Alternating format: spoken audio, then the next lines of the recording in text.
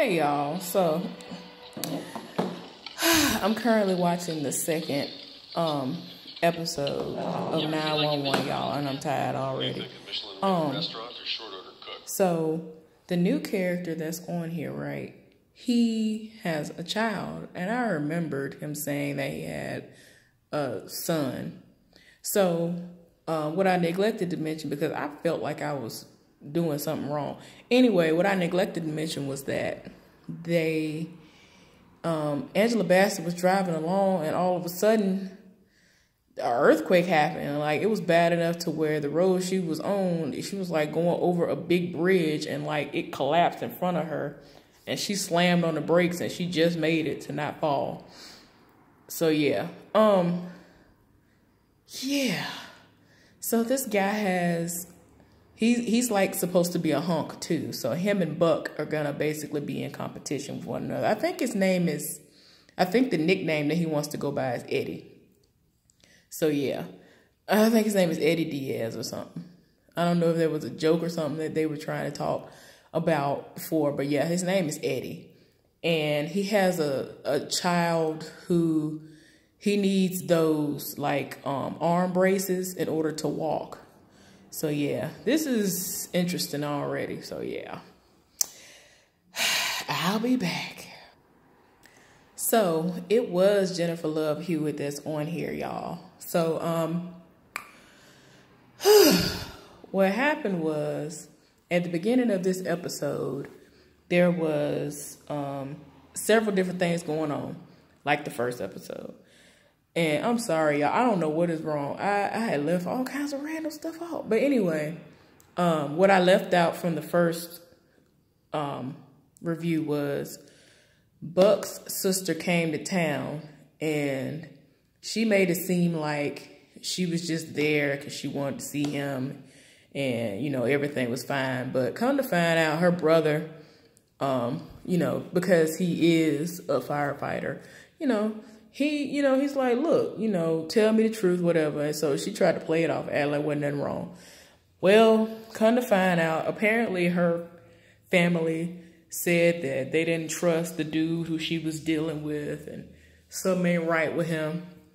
And one day she was at his house and answered the phone. It was an unknown phone call.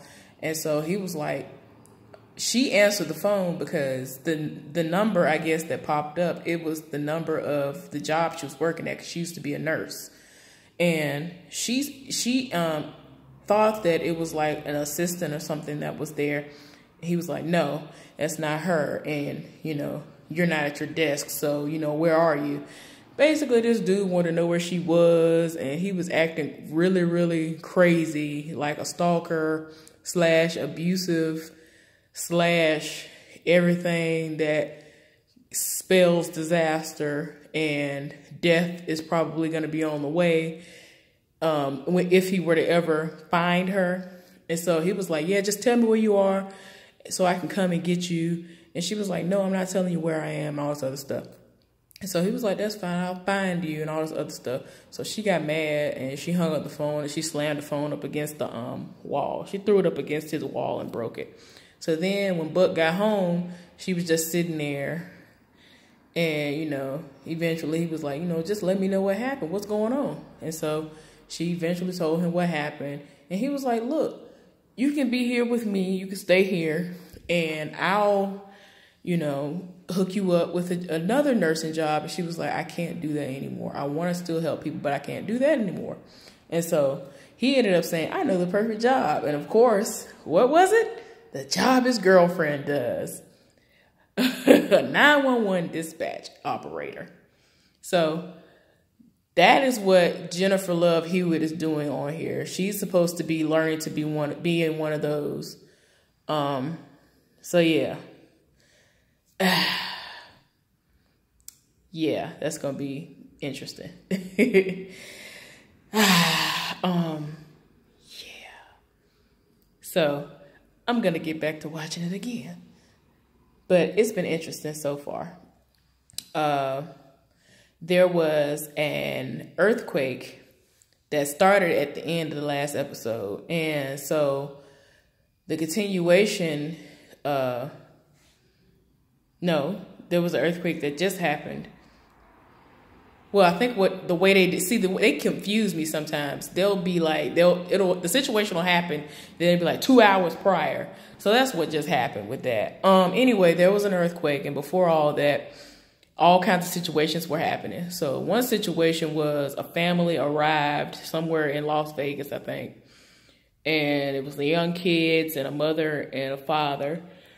And they went to like this buffet part somewhere, I guess on the Vegas Strip, in one of those places, and they were eating. And the daughter, even though she's really young, she wants to be independent. And so she was like, I have to go pee, or whatever she was talking about, how she had to go to the bathroom. And so she was like, okay, honey. And so her daddy asked, is she going to be okay going by herself? And she was like, yeah, she likes to be independent. And so she was like, I can see her from here. And so the little girl is walking, and like she's being very observant, being very, very vigilant about her surroundings. And so, meanwhile, there is a football coach who's walking through the same venue, but coming from a different direction with his football team. And he was explaining, I think they lost. And so he was like, what we're going to do is we're going to treat you to pancakes. And so he's one of those coaches that seems like he's really cool no matter what. So what he did was he told everybody but this one guy to go and get some pancakes and eat. And so he went off by himself with the other guy and told him, like, look, we got some recruiters that are going to be here from, I think he said, Duke and maybe Notre Dame. And he was like, oh, okay, I don't know if I want to, deal with those recruiters or whatever. He was like, look, you need to deal with anybody who comes your way. All these opportunities are going to be in your favor or whatever. So, he asked him what was their motto, the slogan, and all this other little stuff. And like, you could tell that the guy is a really good coach. So that situation's happening. So then they pan back over to the child,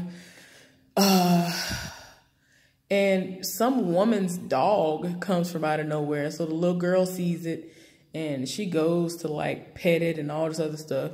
And then like an earthquake starts happening out of nowhere. And so the little girl is up under the table as it is. And so as soon as the earthquake starts happening, the daddy is panicking like, no. So he starts yelling the little girl's name, and the little girl's like, Daddy. And she, was under the table when she reached her arm out. So he's looking for her, reaching for her, and all this other stuff. Like, everybody is panicked. So after the earthquake actually happened, you could see the aftermath. People had all kinds of random stuff in them. Another situation that was happening was this woman went to this hotel room to meet this guy to talk business. Well, of course, he wanted to be all like a shame guy, like a shameful disgrace. You know how some people are. She was really over there trying to talk business, and he was sitting up there like, yeah, so had a robe on.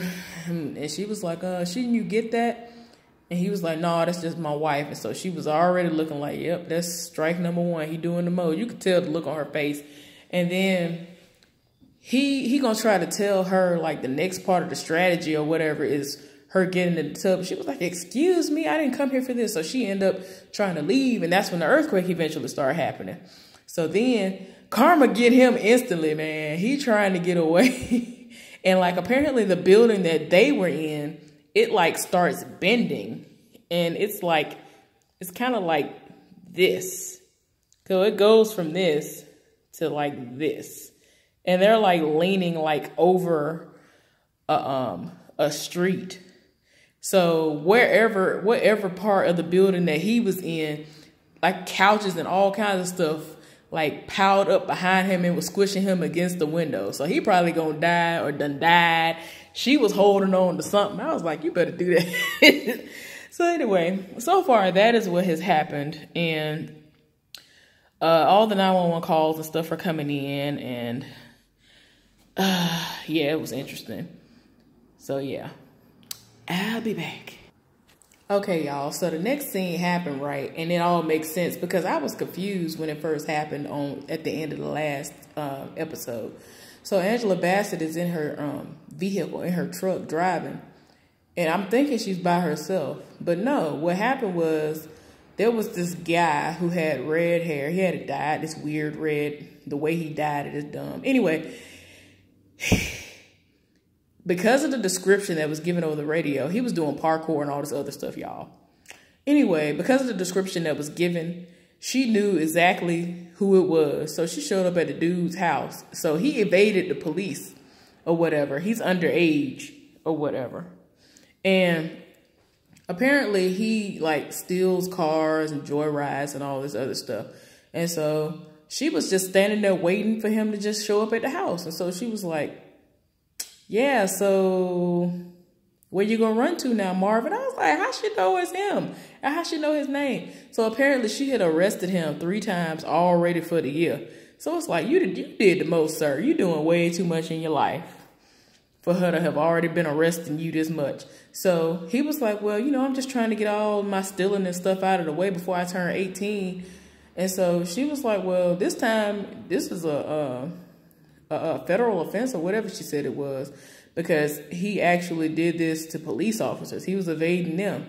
So she was literally on her way to the precinct with him in her custody, in her back seat. So all we see is like these Altoids that were in her hand in that little tin thing.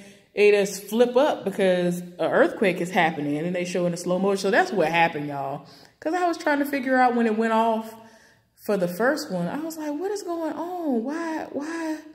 Why is she reacting like this? But she had him in the car and all that happened, y'all. So yeah, the most is happening. So then, y'all, they just now flipped over to it still happening basically live. Jennifer Love Hewitt is in her little training area, still learning how to do what she need to do to become a 911 operator. And they showing the people at the at the fire department. They were doing random stuff, and now all kinds of stuff is happening. They had to grab people because this one is so strong, so much heavy equipment is moving. A lot of stuff that actually is combustible is falling over and busting open. Like, it's a lot of crazy stuff happening because of this earthquake. It done knocked all the power out at the little 911 center. Like, this earthquake is doing the most. Lord have mercy. This earthquake is doing the most, y'all. So, yeah. I'll be back. So, right now, they're showing Angela Bassett at her scene, which is where the bridge was collapsing at. A lot of people wrecked, and she's trying to evacuate as many people as she can before the rest of the bridge collapse. Some guy's overturned right now. She's trying to get him out. So yeah, her kids are okay. Her husband's okay. Nobody knows if anybody actually is okay because there's no service because of everything that happened with the earthquake. So yeah, this is pretty intense. So the boy who Angela Bassett ended up putting under arrest, she had to use him and his hot wiring skills to bring a cement truck over to the scene of a fire where the car caught on fire, the guy who his car flipped, in order to cool him and the car off so that they can start trying to help him get out. So yeah, it's a lot, y'all. So then there's this guy, the guy I told y'all about earlier, who is a football recruit. Apparently his leg, foot, whatever, then got stuck under something because of this earthquake, and he's probably not going to be able to play nothing after this. It's bad. Y'all, I am beyond shook. I'm done, y'all. I'm so tired.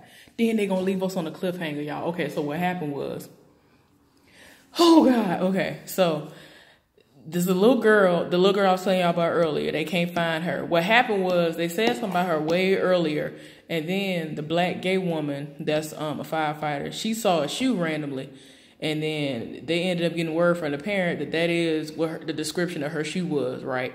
Can't nobody find her. There's debris everywhere. It might be an aftershock coming. So an aftershock actually was coming, y'all. So before the aftershock even came, they went back to the grimy dude and the woman that was in the room trying to do business, right?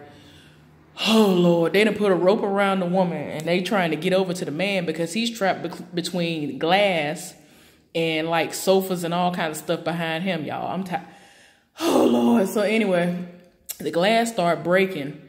And then aftershock came, and they told the man not to breathe, not to talk, not to do nothing. Man, all of a sudden, that glass broke. They couldn't say that, man. That man went splat on the ground. And then the woman, for some reason, her rope came unloose. And then one of the guys, they ended up running down, almost killing themselves, and went and they actually got her by her wrists. And then the show done went off. Y'all, I'm sorry. Girl, they done tore my nerves up for the night, and they know they wrong. How you gonna leave us on a cliffhanger like this, y'all? I'm tired. 911, y'all know y'all wrong. Y'all know y'all wrong. Y'all are doing the most. I'm tired. Y'all, I'm so tired of my spirit. Just to tore my nerves up, and then we don't know where the little girl at. Like, everybody is tired. Oh, yeah, and then, I'm sorry. Before I end this, the little guy that was the basketball player, he was a basketball player. Anyway, his leg was crushed. The bones were crushed. And so they gave him two options. They said either they can do these hydraulic bags and try to save his leg and lift it up off of him, or they can bring in a surgical person. They're going to put him under and cut his leg. And he was like, no, I got to at least try. So, Lord, they tried. They got him out. Got his leg, got him out. So when they were on their way out, that's when they discovered the little girl's shoe. So y'all, I'm tired. 911, y'all got me tired already. Y'all know what y'all do. Y'all know what y'all do. Anyway, y'all, I'm tired. I gotta go to bed. I'll see y'all next time. Bye.